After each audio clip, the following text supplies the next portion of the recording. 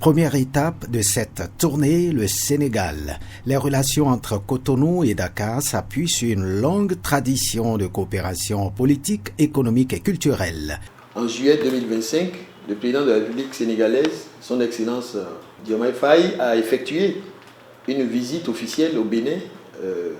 Et à l'occasion de cette visite, les deux chefs d'État avaient décidé de donner un nouvel élan à l'axe de coopération Dakar-Cotonou. Et ceci à travers la dynamisation de la commission mixte de coopération qui devait très rapidement se réunir à un niveau très élevé pour définir concrètement des projets d'intérêt commun de coopération entre nos deux États. Et depuis lors, il y a eu plusieurs échanges de délégations entre nos deux pays, notamment entre les institutions chargées de l'organisation des élections pour des échanges d'expériences. Il y a eu également des échanges de délégations en matière, dans le domaine de l'administration budgétaire et financière. Cap ensuite sur le Mali, cette visite intervient dans un contexte marqué par le réchauffement des relations entre le Bénin et les pays de l'Alliance des États du Sahel.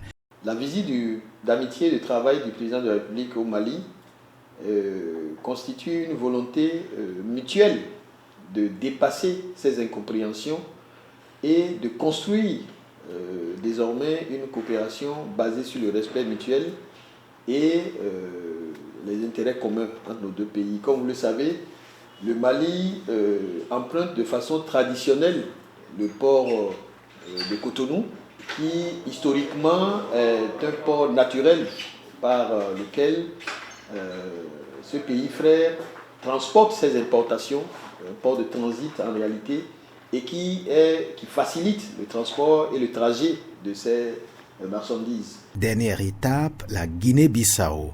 Entre Cotonou et Bissau, les relations sont empreintes de cordialité. Les deux pays partagent leur appartenance aux organisations régionales ouest-africaines et s'emploient à renforcer leur coopération dans plusieurs domaines d'intérêt commun.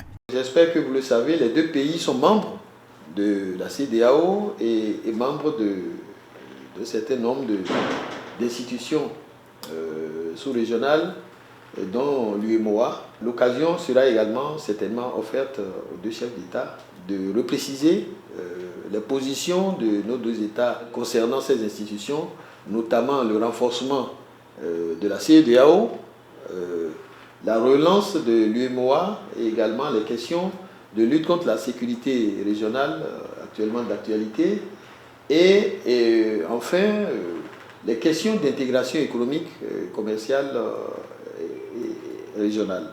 Au-delà de son caractère protocolaire, cette tournée du président Romuald Wadaï illustre la volonté du Bénin de consolider son positionnement diplomatique au sein de la sous-région tout en renforçant les liens historiques, politiques et économiques qui l'unissent à ses partenaires ouest-africains.